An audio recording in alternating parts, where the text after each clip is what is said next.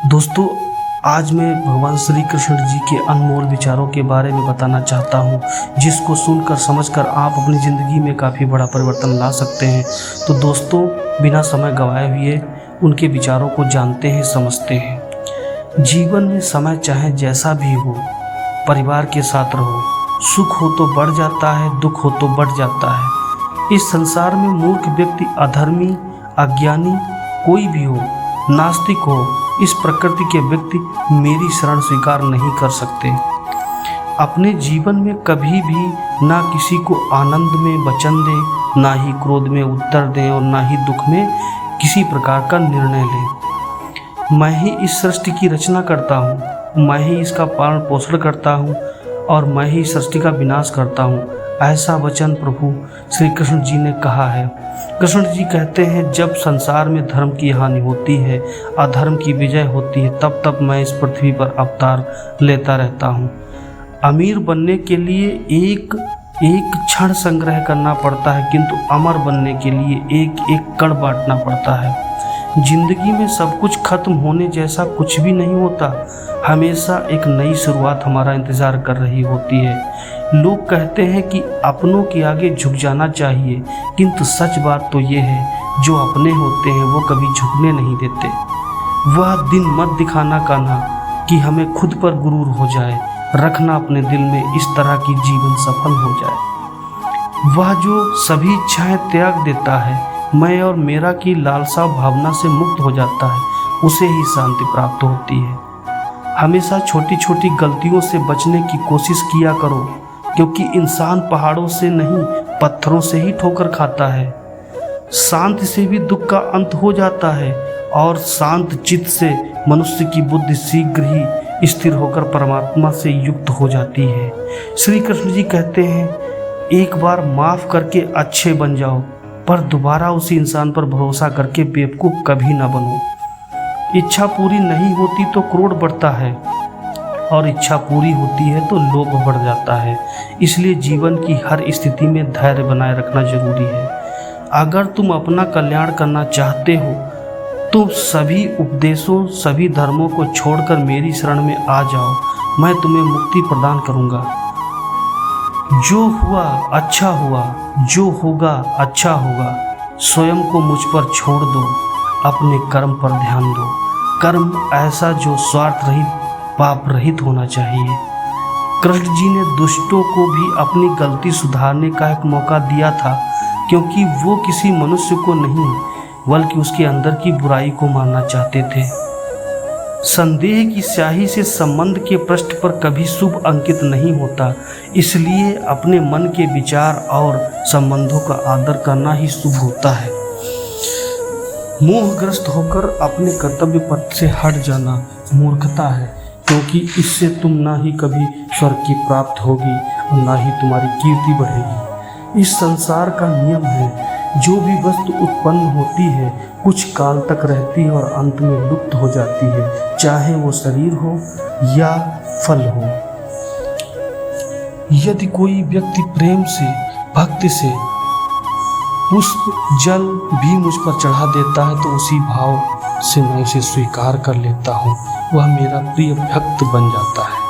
उससे मत डरो जो वास्तविक नहीं है, ना कभी था और ना कभी होगा।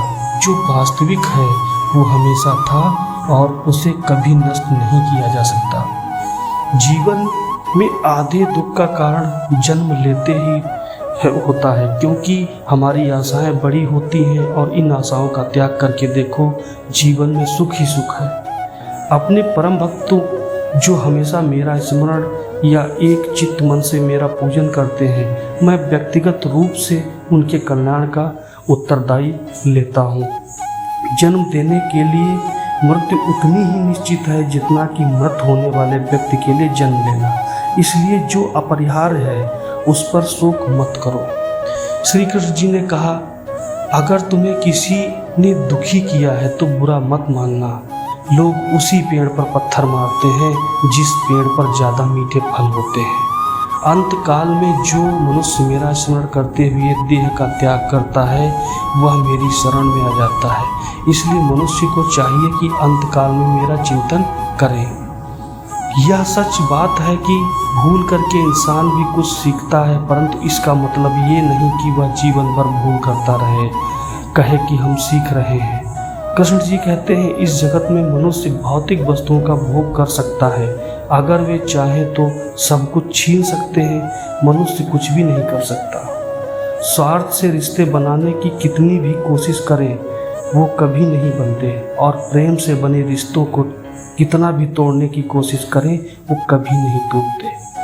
क्रोध से भ्रम पैदा होता है, भ्रम से बुद्धि व्याग्र होती है, जब बुद्धि व्याग्र होती है तब तर्क नष्ट हो जाता है, जब तर्क नष्ट हो जाता है तब व्यक्ति का पतन होना शुरू हो जाता है।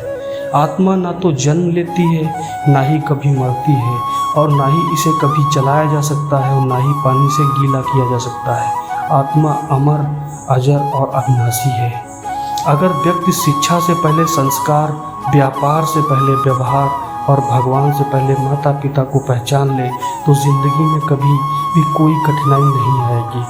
विषयों का चिंतन करने से विषयों की आसक्ति होती है, आसक्ति से इच्छा उत्पन्न होती है, और इच्छा से क्रोध होता है, और क्रोध से सम्मोहन और अविवेक उत्पन्न होता है। कृष्ण जी कहते हैं कि जैसे प्राणी अपने पुराने कपड़े को उतार कर फेंक देता है, नए को धारण करता है, उसी प्रकार यह आत्मा पुराने शरीर को त्याग करके नया शरीर प्राप्त करती है।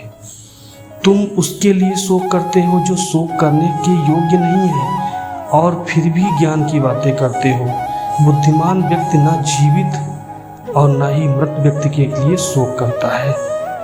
मन की गतिविधियों, होश, श्वास और भावनाओं के माध्यम से भगवान की शक्ति सदा तुम्हारे साथ है और लगातार तुम्हारे बस एक साधन की तरह प्रयोग और सभी कार्य करती रहती है। हर किसी के अंदर अपनी ताकत और अपनी कमजोरी होती है। मछली जंगल में नहीं दौड़ सकती और शेर पानी में राजा नहीं बन सकता, इसलिए अहमियत सभी को देनी चाहिए। अगर कोई मनुष्य तुम्हारे साथ बुरा करता है तो उसे करने दो, यह उसका कर्म है और समय उसके कर्म का फल जरूर देगा। लेकिन हमें कभी भी किसी के साथ बुरा नहीं करना चाहिए, क्योंकि यही हमारा धर्म है। दोस्तों, ये भगवान श्री कृष्ण के बताए हुए बातें आपको कैसी लगी? अगर इस तरीके की वीडियो आपको देखना पसंद है तो कृपया करके प्लीज़ मेरे इस चैनल द एनर्जी फैक्ट को ज़रूर लाइक और सब्सक्राइब करें।